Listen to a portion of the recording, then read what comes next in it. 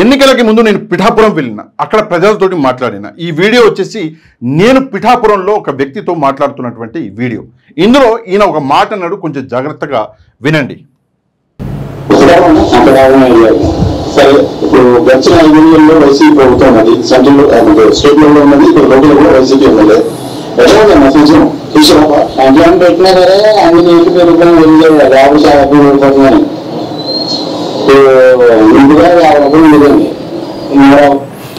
ఆయన అన్న మాట ఏంటి అంటే, ఎంత సంక్షేమం పెట్టినా కూడా రేట్లు బాగా పెరిగిపోతున్నాయని చెప్పేసి ఆయన చెప్పడం జరిగింది. అంటే ఆయన ఒక వ్యాపారి, కూరగాయలు అమ్ముకుంటాడు, అందుకే రేట్లు పెరిగినాయని చెప్పేసి చెప్పిండు. ఆయన కాకుండా చాలామంది కూడా రేట్లు పెరిగినాయని చెప్పేసి చెప్పారు. వైసీపీ ప్రభుత్వం ఓటమికి రేట్లు కూడా ఒక కారణము అని చెప్పేసి నాకు దాని తర్వాత అర్థమైంది. కాకపోతే చంద్రబాబు నాయుడు గారు అంటే కూటమి ప్రభుత్వం గెలిచినాక మేము సంపద సృష్టిస్తాము, సృష్టించిన సంపదని పేద ప్రజలకి పంచుతామని చెప్పేసి చంద్రబాబు నాయుడు గారు అన్నప్పుడే మాకు తెలిసి ఏం జరుగుతుంది. కానీ మేము గమ్మునున్నాం. గమ్మునుండకుండా మేము చేసేది ఏముండదు కాబట్టి గమ్ముననే ఉన్నాం. కాకపోతే ప్రస్తుతం పరిస్థితి ఏంటి అంటే దారుణాతి దారుణంగా ఉంది పరిస్థితి. రేట్లు అంటే కూరగాయలు ఏదైతే అవసరానికి వాడుకునే ఇంట్లో వాడుకునే వస్తువుల రేట్లు చాలా అంటే చాలా దారుణంగా మారిపోయినాయి. మనము ఒక ఓటర్గా చేసినటువంటి ఒక్క తప్పు ఈరోజు మన తల మీద వచ్చి కూర్చున్నది. ఇక్కడ చూస్తే ఈ స్లైడ్ కొంచెం జాగ్రత్తగా చూడండి. ఆకాశమే హద్దుగా ధరాభారం అని చెప్పేసి ఇక్కడ రాయడం జరిగింది. నిజంగానే ధరలు ఎప్పుడూ లేని విధంగా పెరిగినాయి.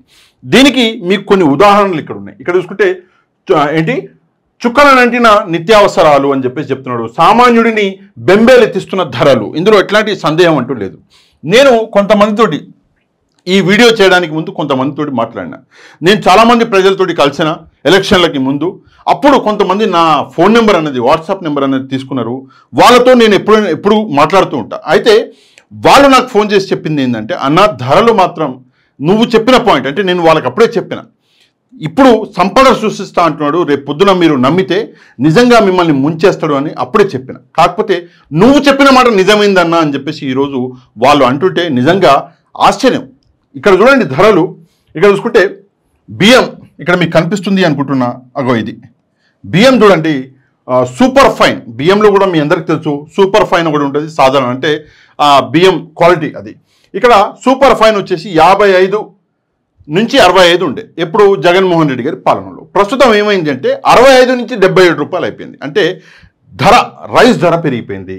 బియ్యం, సాధారణ బియ్యం 53 రూపాయల కేజీ ఉండే ఇప్పుడు 57 రూపాయల కేజీ అయిపోయింది. సాధారణ బియ్యం గురించి మాట్లాడుతున్నాం. ఇక గోధుమ పిండి అయితే 40-45 రూపాయలు ఉంటే ప్రస్తుతం 45 నుంచి 76 రూపాయలు అయిపోయింది గోధుమ పిండి.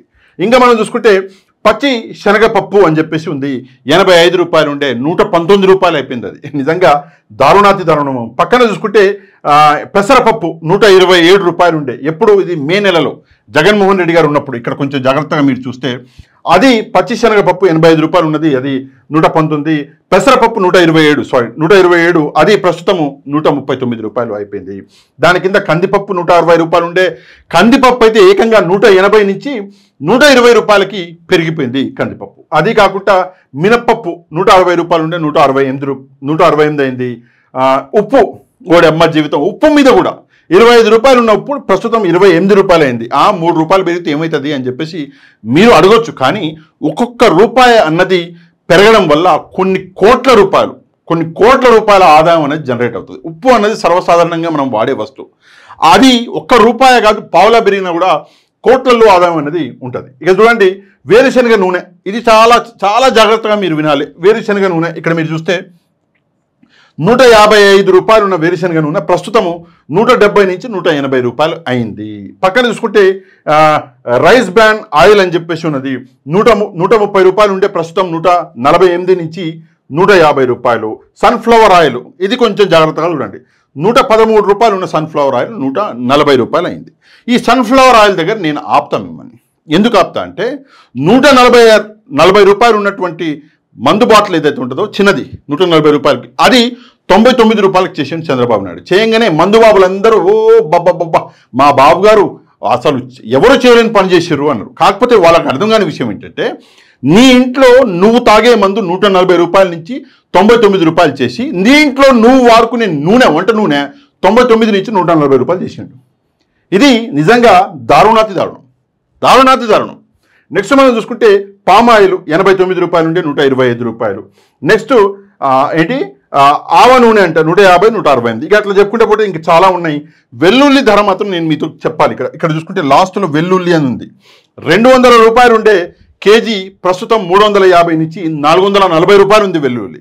అంత అంటే డబల్ కంటే పెరిగిపోయింది వెల్లుల్లి. ఎందుకు పెరిగిందా అంటే చందనం బాబాయ్ మహిమ. పక్కన చూసుకుంటే కూరగాయలు కూడా వదిలిపెట్టని దారుణానికి టమాటా 28 రూపాయలు కిలో ఉండే. సరే టమాటా కొంచెం అటు ఇటు అవుతూనే ఉంటుంది. నేను ఆ వీడియోలో టమాటా గురించి కూడా మాట్లాడినా. టమాటా 28 రూపాయల కేజీ ఉండే ప్రస్తుతం 110 రూపాయల కేజీ ఉంది. దాని పక్కన మనం చూసుకుంటే బంగాళదుంప ఉల్లి 25 రూపాయలు ఉండే ప్రస్తుతం 80 రూపాయలు ఉంది. దారుణం. బంగాళదుంప 35 రూపాయలు ఉండే ప్రస్తుతం 60 రూపాయలు ఉన్నది. దొండకాయలు 36 రూపాయలు ఉండే 70 రూపాయలు ఉన్నది. ఇది మే 3వ తారీఖు రేట్లు. ప్రస్తుతం అక్టోబర్ 7వ తారీఖు రేట్లు. ఇక్కడ మీరు చూసుకుంటే డేట్లతో సహా ఇచ్చాడు. ఇక్కడ చూడండి మే 3కి అక్టోబర్ 7కి మధ్య ఉన్నటువంటి డిఫరెన్స్. అది కాకుండా వంకాయలు 30 రూపాయలు ఉండే 70 రూపాయలు. సొరకాయ 25 రూపాయలు ఒకటి ప్రస్తుతం 40 రూపాయలు. బీరకాయ 45 రూపాయలు 80 రూపాయలు. ఇట్లా చెప్పుకుంటూ పోతే ఇంకా చాలా ఉన్నాయి. కాకపోతే మేజర్ డిఫరెంట్ వచ్చేసి నిమ్మకాయ 80 రూపాయలు ఉండే 200 రూపాయలు. ఇంకా చాలా ఉన్నాయి మనం చెప్పుకుంటూ పోతే. కాకపోతే ఈ రేట్లు ఏదైతే ఉందో ఇది దారుణంగా ఆల్మోస్ట్ ఆల్ 70 నుంచి 100% అంటే డబల్ రేట్లు అయిపోయినాయి. ఎందుకు అయినాయి అంటే కేవలం చంద్రబాబు నాయుడు గారి నిర్లక్ష్యం వల్ల ఈ రేట్లు. అదే కాకుండా సంపద సృష్టిలో భాగమే ఇది. సరే సంపద సృష్టిస్తున్నాడు, మరి మీకేమైనా ఇస్తున్నాడా, ఏమన్నా ప్రజల దాకా చేరుతున్నదా అంటే పెన్షన్లు తప్పిస్తే, మళ్ళొకసారి చెప్తున్నా, పెన్షన్లు తప్పిస్తే చంద్రబాబు నాయుడు గారు ఇక్కడ ఒకసారి చూపిస్తా, నేను చూపించే ప్రయత్నం అన్నది చేస్తా. Excuse me. ఇక్కడ చూసుకుంటే పెన్షన్లు తప్పిస్తే ఆయన ఇచ్చినటువంటి మాట ఏదైతే ఉందో ఆ మాట మీద లేడు చంద్రబాబు నాయుడు గారు. తెలుగుదేశం పార్టీ ఇది ఆయన ఇచ్చినటువంటి మాట. సూపర్ 6 అని చెప్పేసి చంద్రబాబు నాయుడు గారు. ఇది నేను మాటికి చూపిస్తుంటాను మీకు. నేను చంద్రబాబు నాయుడు గారు ముఖ్యమంత్రిగా ఉన్నన్ని రోజులు చూపిస్తాను మీకు. ఎందుకంటే ఇది ఎలక్షన్లకు ముందు చంద్రబాబు నాయుడు గారు మీకు ఇచ్చినటువంటి హామీ. ఎలక్షన్లు అవ్వగానే ఈ హామీని తీసుకెళ్ళి తట్టబుట్టలో పడేసిండు. ఇప్పుడు నేను ప్రమోట్ చేస్తాను. ఆయన ఎన్ని రోజులు ప్రమోట్ చేసిండు, నేను ప్రమోట్ చేస్తాను మీకు ఆల్రెడీ చెప్పిన. ఈ సూపర్ 6 హామీలలో చంద్రబాబు నాయుడు గారు ప్రస్తుతం ఇచ్చేది కేవలము ఇందులో ఒక్కటి మీరు ఇక్కడ చూసుకుంటే, మొదటిది మనం చూసుకుంటే యువతకి 20 లక్షల ఉపాధి లేదా 3,000 రూపాయల జీతం అని, 3,000 రూపాయల నిరుద్యోగ వృత్తి అన్నాడు. రెండోది స్కూళ్ళకి వెళ్ళే ప్రతి విద్యార్థినికి ఏడాదికి 15,000 రూపాయలు అన్నాడు విద్యార్థికి. మూడోది ప్రతి రైతుకి ఏటా 20,000 రూపాయల ఆర్థిక సాయం. నాలుగోది ప్రతి ఇంటికి ఉచితంగా ఏడాదికి 3 గ్యాస్ సిలిండర్లు. ఐదోది ప్రతి మహిళకి 1,500 రూపాయలు, మహిళలకు ఉచిత బస్సు ప్రయాణం. ఈ 6 ఇంట్లో ఒక్కటి కూడా ఇంతవరకు పూర్తి చేయాలి. ఇది చూడండి, ఈ మొత్తం 6 ఇంట్లో ఒక్కటి కూడా పూర్తి చేయాలి. మరి సంపద సృష్టిస్తున్నాడు, ఆయన దగ్గర పెట్టుకుంటున్నాడు. ఏం చేస్తున్నాడు అంటే కేవలం పెన్షన్ మాత్రమే మొదలుపెట్టిండు. ఆ పెన్షన్ల సంగతి కూడా చూస్తే 150,000 మంది పెన్షన్లను తీసేసిండు అని చెప్పేసి కూడా ఒక టాక్ అనేది వస్తుంది. టాక్ రావడం ఏంటి, వైసీపీ పార్టీ కొన్ని ఆధారాలతో సహా ముందు పెట్టడం జరిగింది. మరి ప్రస్తుతం మనం ఆలోచించవలసిన విషయం ఏంటంటే ఓటు. ఇది చాలా ఇంపార్టెంట్ విషయం. ఓటు అన్నది ఎప్పుడు మభ్యపెట్టే వాళ్ళని చూసి వేయకూడదు. ఓటు అన్నది మన కోసం పనిచేసే వాళ్ళని చూసి వేయాలి. ఫర్ ఎగ్జాంపుల్ మీకు చిన్న ఉదాహరణ చెప్తా. హైదరాబాద్కి నేను సముద్రం తీసుకొస్తా, సినిమాలో శ్రీకాంత్ గారు చెప్పింది మాట. హైదరాబాద్కి సముద్రం తీసుకొస్తా అని చెప్తే సముద్రం హైదరాబాద్కి ఎట్లా వస్తుంది అని చెప్పేసి ముందు ఆలోచించాలి. అది బుర్రన్నోళ్ళు చేసే పని. కాకపోతే మనం ఏమీ చేయకుండా హైదరాబాద్కి సముద్రం తీసుకొస్తా అన్నాడు అని చెప్పేసి వెళ్ళే వాడికి ఓటేస్తే దాని తర్వాత మీ టాయిలెట్లలో నీళ్ళు కూడా రావు. అట్లాంటి పరిస్థితి ప్రస్తుతం ఆంధ్రప్రదేశ్లో ఉన్నది. ఒకవైపు సేఫ్టీ అండ్ సెక్యూరిటీ అని చెప్పేసి పెద్ద మాటలు మాట్లాడిన పవన్ కళ్యాణ్ ఈరోజు దారుణంగా ఆయన కాన్స్టిట్యున్సీ పిఠాపురంలోనే 16 సంవత్సరాల బాలిక మీద అత్యాచారం జరిగితే మాట్లాడే దమ్ము ధైర్యం లేదు. ఆయన పోయి ఆడ పెయింటింగ్లు చూసుకుని బాగున్నాయని చెప్పేసి ట్విట్టర్లలో రాసుకుంటున్నాడు. ఇక్కడ చంద్రబాబు నాయుడు గారు మొత్తం రాష్ట్రం అల్లకల్లోలం అయిపోతుంటే మనం డైలీ వాడే వస్తువులు ఏవైతే ఉన్నాయో వాటి రేట్లు పెరుగుతున్నా కూడా పట్టించుకునే నాదుడు లేదు. మనం చూసాము విజయవాడలో జరిగినటువంటి సంఘటన. ఇంకోటి ఏంటంటే ఇక్కడ గురువు శిష్యులు ఇద్దరు ఉన్నారు. గురువు శిష్యులు అంటే శిష్యుడు మనకు తెలుసు రేవంత్ రెడ్డి గారు, గురువు వచ్చేసి చంద్రబాబు నాయుడు గారు. శిష్యుడు ఏం చేసిండో సేమ్ గురువు కూడా అట్నే చేస్తున్నాడు. మరి ఇద్దరు మాట్లాడుకుని చేస్తున్నారా, ఎట్లా చేస్తున్నారో మనకైతే తెలియదు. Diversion politics. శిష్యుడు ఏం చేసిండు అంటే అధికారంలోకి రాగానే ఏమన్నాడు అంటే మాకు 100 రోజులు టైం ఇవ్వండి అన్నాడు. దాని తర్వాత అదే మేడిగడ్డ అన్నాడు. దాని తర్వాత ఏమన్నాడు అంటే ఫోన్ ట్యాపింగ్ అన్నాడు. దాని తర్వాత ఏమన్నా పార్లమెంట్ ఎలక్షన్లు వచ్చినాయి అన్నాడు. పార్లమెంట్ ఎలక్షన్లు అయిపోయినాక మళ్ళీ నాకు ఆగస్టు 15 వరకు టైం ఇవ్వండి అన్నాడు. శిష్యుడు అట్లా కాలయాపన చేస్తుంటే ఇక్కడ గురువు గారు కూడా సేమ్ డైవర్జన్ పాలిటిక్స్. ఏంటి అంటే మొదటి నెలలో మొత్తం ఏంటి పంచాదులు, గొడవలు, కొట్టడాలు, చంపడాలు, నరకడాలు. 2వ నెలలో కదాంబరి జద్వాని. 3వ నెలలో అక్కడ విజయవాడలో ఫ్లడ్స్ వస్తే ఆ ఫ్లడ్స్ను కూడా వాడుకున్నాడు. ఎట్లా అంటే ఏవో బోట్లు వచ్చేసి గుద్దుకున్నాయి అని చెప్పేసి కొత్త నాటకం. ఇప్పుడు 4వ నెలలో మళ్ళీ ఏం చేయాలో అర్థం కాక తిరుపతి లడ్డు అని పెట్టిండు. సరే అది వేరే విషయం. ఈ డైవర్జన్ పాలిటిక్స్ చేసి ఎన్ని రోజులని బతారు, ఎన్ని రోజులని ఉండగలరు? రాజకీయాలలో ఉండలేరు. ఎప్పుడైనా సరే రాజకీయాల్లో పనికొచ్చేది నిబద్ధత. నువ్వు వచ్చి 4 నెలలు అయింది, నువ్వు ప్రజల కోసం ఏం చేసినావు? కథ ఈ 2 ప్రశ్నలు సమాధానం చెప్తే ఇవన్నీ ఏముండవు. నువ్వు సూపర్ 6 అన్నావు. సూపర్ 6లో నువ్వు ఒక్కటన్నా పూర్తి చేసినావో ఒక్కసారి ఆలోచించుకోవాలి. అదేదో ఉచిత గ్యాస్ అంటే ఏదో డేట్లు ఇస్తాడు. ఇది ఈ పండగ చేస్తా, ఆ పండగ చేస్తా అంటాడు.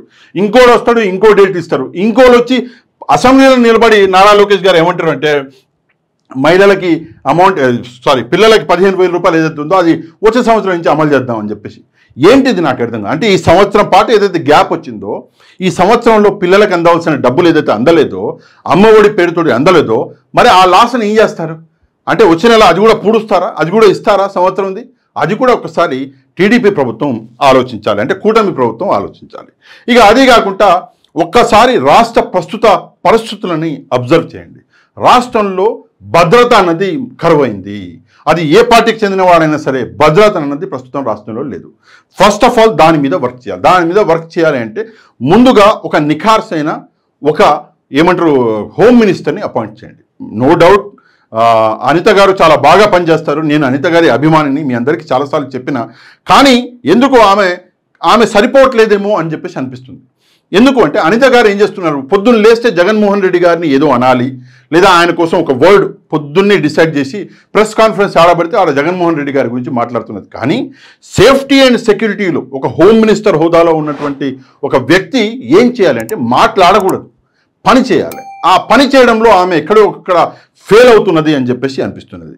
ఇది ఒకటి. రెండవ విషయం ఏంటంటే ఇక్కడ ఆంధ్రప్రదేశ్ పోలీసుల్లో కూడా ఒక బ్యాలెన్సింగ్ లేకుండా పోయింది. నిజంగా చాలా అంటే పోలీసులు పాలిటిక్స్లోకి చేస్తున్నారు.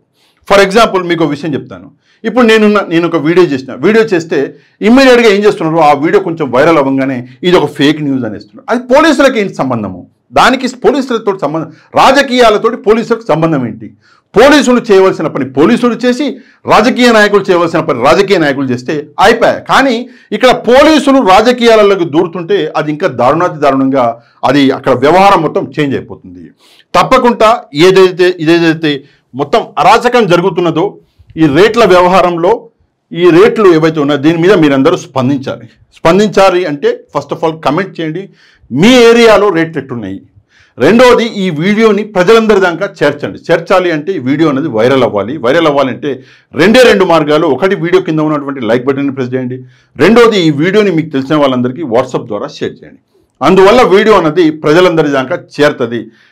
నిజాలు ప్రజల దాకా చేరుతాయి. ప్రజలు చేసిన తప్పేందో వాళ్ళకు కూడా అర్థమవుతుంది. కాబట్టి తప్పకుండా వీడియోని లైక్ అండ్ షేర్ చేయడం మాత్రం మర్చిపోద్దు. దాంతోపాటు మన ఛానల్ని ఎవరైతే సబ్స్క్రైబ్ చేసుకోలేదో వాళ్ళు కూడా మన ఛానల్ని సబ్స్క్రైబ్ చేసుకోండి.